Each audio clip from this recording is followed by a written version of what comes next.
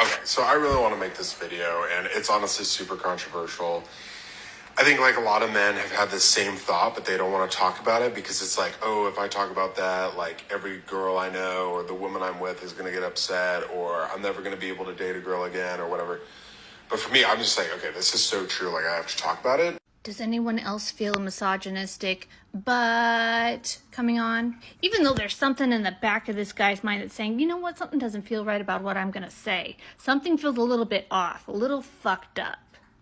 But he's just going to say it anyways. But I'm like 27, I go to church, and I've started looking for a spouse. And it's just like you go in society today, and like the girls that I've met are just like, they're not like real women. Like they're not, I meet so many girls where it's just like, oh yeah, I'm going to go to the gym, make myself super attractive, and I'm only going to date him if he's like good looking and wealthy. Like I live in Tampa, Florida, and there's just like this normalized culture here of just like gold diggers. Okay, there's a lot to unpack there. First of all, pick one or the other. Is it a girl or woman? Woman? Pick one. But right there, just referring to women as girls, you give yourself away a little bit. So changes are happening, women, because this guy's noticing it. He says women are just looking for a man who is good looking and wealthy.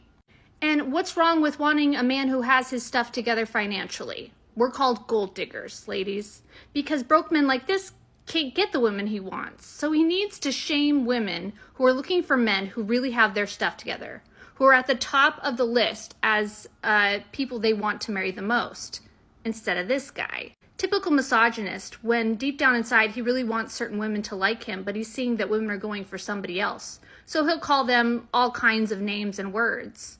You can only imagine what kinds of names and words he'll call you behind closed doors. He also likes to guilt and shame women for taking care of their physical health and not running around like wild animals like men do, thirsting after the opposite sex to become a wife and a slave house servant. Duh. Of course we're not doing that. They haven't brainwashed us to do the same back, and they're losing their grip on the women around them.